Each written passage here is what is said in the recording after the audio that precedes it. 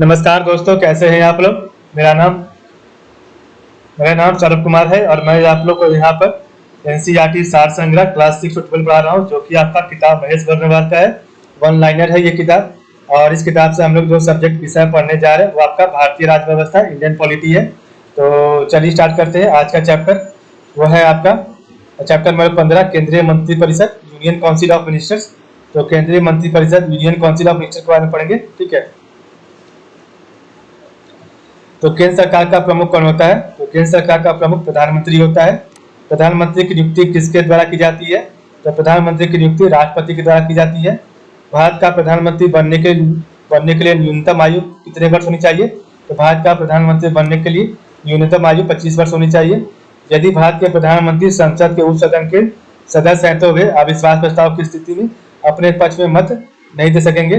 तो यदि भारत के प्रधानमंत्री संसद के उच्च सदन के सदस्य हैं तो वे अविश्वास प्रस्ताव की स्थिति में अपने पक्ष में मत नहीं दे सकेंगे। संसदीय शासन व्यवस्था में वास्तविक कार्यपालिका शक्ति किसके अधीन होती है? तो संसदीय शासन व्यवस्था में वास्तविक कार्यपालिका शक्ति प्रधानमंत्री के अधीन होती है। लोकसभा में अविश्वास प्रस्ताव प्रस्तुत करने के लिए लोकसभा सदस्यों की न्यूनतम कितनी संख्या होनी चाहिए? तो लोकसभा में अविश्वास प्रस्ताव प्रस्तुत करने के लिए लोकसभा सदस्यों की न्यूनतम कितनी संख्या होनी चाहिए? 50 होनी चाहिए। भारत का प्रधानमंत्री सामान्यतः किस सदन का सदस्य होता है? तो भारत का प्रधानमंत्री सामान्यतः लोकसभा राज्यसभा का सदस्य भी लोकसभा सदस्य होता है, लेकिन राज्यसभा का सदस्य भी प्रधानमंत्री बन सकता है। तो भारत का प्रधानमंत्री सामान्यतः किस सदन का सदस्य होता है? तो लोकसभा का, और राज्यसभा का सदस्य भी प्रधानमंत्री बन सकता है। भारतीय संविधान का अनुच्छेद 75 प्रधानमंत्री एवं अन्य मंत्रियों की नियुक्ति मंत्रिपरिषद के आकार एवं उत्तरदायित्व का निर्धारण करता है। तो भारतीय संविधान का अनुच्छेद 75 प्रधानमंत्री एवं अन्य मंत्रियों की नियुक्ति मंत्रिपरिषद के आकार एवं उत्तरदायित्व का निर्धारण करता है। मंत्रिमंडल में कुल मंत्रियों की संख्या प्रधानमंत्री सहित लोकसभा के सदस्यों की कुल संख्या के 15% से अधिक नहीं होगी। यह प्रावधान किस संविधान के द्वारा किया गया? तो मंत्रिमंडल में कुल मंत्रियों की संख्या प्रधानमंत्री सहित लोकसभा के सदस्यों की कुल संख्या के 15% से अधिक नहीं होगी। यह प्रावधान किस संविधान संशोधन से द्वारा किया गया है? तो 91वां संविधान संशोधन 2003 के तहत किया गया है।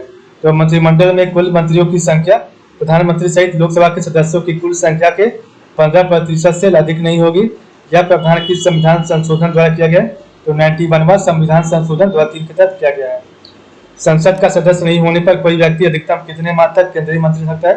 तो संसद का सदस्य नहीं होने पर कोई व्यक्ति अधिकतम जो है 6 माह तक केंद्रीय मंत्री रह सकता है। मंत्रिपरिषद किसके प्रति उत्तरदायी होती है? तो मंत्रिपरिषद किसके प्रति उत्तरदायी होती है? तो संसद के प्रति।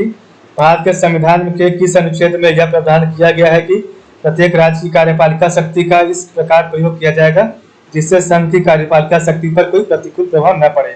तो भारत के संविधान के किस अनुच्छेद में यह प्रावधान किया गया है कि प्रत्येक राज्य की कार्यपालिका शक्ति का इस प्रकार प्रयोग किया जाएगा जिससे संघ की कार्यपालिका शक्ति पर कोई प्रतिकूल प्रभाव न पड़े?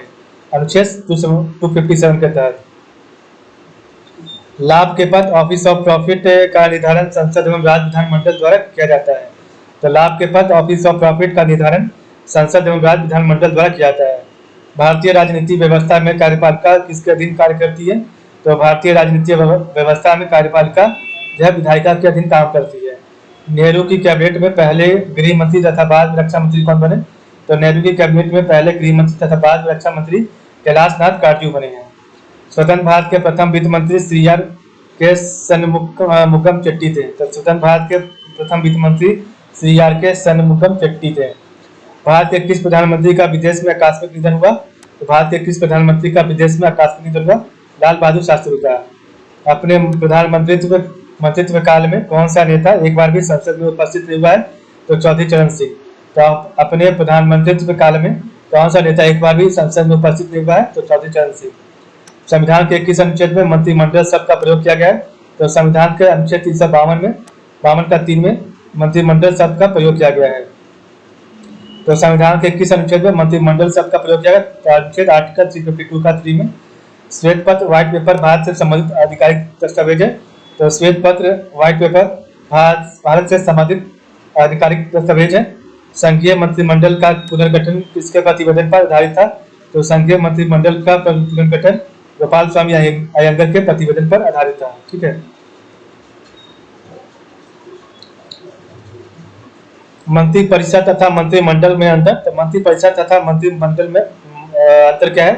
तो मंत्रिपरिषद है एक साइड आपका मंत्रिमंडल है, कैबिनेट है। तो मंत्रिपरिषद को हिंदी इंग्लिश में बोलते हैं काउंसिल, और मंत्रिमंडल को इंग्लिश में बोलते हैं कैबिनेट। तो कैबिनेट स्तर के मंत्री राज्य स्तर के मंत्री एवं उपमंत्री होते हैं। तो कैबिनेट स्तर के मंत्री, राज्य स्तर के मंत्री एवं उपमंत्री, ये आपका काउंसिल में आता है, मंत्रिपरिषद में। और इसमें केवल कैबिनेट स्तर के मंत्री ही शामिल होते हैं। तो मंत्रिमंडल में इसमें केवल कैबिनेट स्तर के मंत्री ही शामिल होते हैं कैबिनेट में। ठीक है। और मंत्रिपरिषद में आपके कैबिनेट स्तर के मंत्री एवं राज्य स्तर के मंत्री एवं उपमंत्री भी शामिल रहते हैं, लेकिन मंत्रिमंडल में केवल कैबिनेट स्तर के मंत्री ही शामिल होते हैं। मंत्रिपरिषद यह एक संवैधानिक निकाय है जिसका वर्णन संविधान के अनुच्छेद आर्टिकल 74 और 75 में किया गया है। तो मंत्रिपरिषद यह एक संवैधानिक निकाय है जिसका वर्णन संविधान के अनुच्छेद 74 व 75 में किया गया है। मंत्रिमंडल कैबिनेट। तो 44वें संविधान संशोधन 1978 द्वारा आर्टिकल 352 में मंत्रिमंडल शब्द को जोड़ा गया है, जो संविधान के मूल पाठ में नहीं था। तो 44वें संविधान संशोधन 1978 द्वारा अनुच्छेद 352 में मंत्रिमंडल शब्द को जोड़ा गया, जो संविधान के मूल पाठ में नहीं था। सैद्धांतिक रूप से मंत्रिपरिषद को संघ की समस्त कार्यपालिका शक्तियां प्राप्त है, परंतु मंत्रिमंडल द्वारा इसके कार्यों का निर्धारण किया जाता है। तो सैद्धांतिक रूप से मंत्रिपरिषद को संघ की समस्त कार्यपालिका शक्तियां प्राप्त है, परंतु मंत्रिमंडल द्वारा इसके कार्यों का निर्धारण किया जाता है।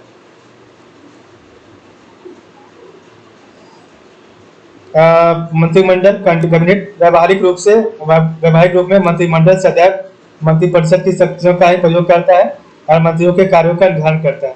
तो व्यावहारिक रूप में मंत्रिमंडल सदैव मंत्रिपरिषद की शक्तियों का ही प्रयोग करता है और मंत्रियों के कार्यों का निर्धारण करता है। मंत्रिमंडल द्वारा लिए गए नीतिगत निर्णयों का क्रियान्वयन मंत्रिपरिषद द्वारा किया जाता है। तो मंत्रिमंडल द्वारा कैबिनेट द्वारा लिए गए नीतिगत निर्णयों का क्रियान्वयन मंत्रिपरिषद द्वारा किया जाता है, और मंत्रिमंडल जो है कैबिनेट नीतिगत निर्णयों को क्रियान्वित करने के लिए यह मंत्रिपरिषद को निर्देश देता है तथा निर्णयों के क्रियान्वयन की निगरानी करता है। मंत्रिपरिषद काउंसिल ऑफ मिनिस्टर्स सामूहिक रूप से लोकसभा के प्रति उत्तरदायी रिस्पॉन्सिबल होता है। तो मंत्रिपरिषद काउंसिल ऑफ मिनिस्टर्स सामूहिक रूप से लोकसभा के प्रति उत्तरदायी रिस्पॉन्सिबल होता है। इस प्रकार हमने देखा चैप्टर नंबर 15 को कंप्लीट किया। कल हम पढ़ेंगे चैप्टर नंबर 16। आज के लिए बस इतना ही। आप लोग का बहुत बहुत धन्यवाद।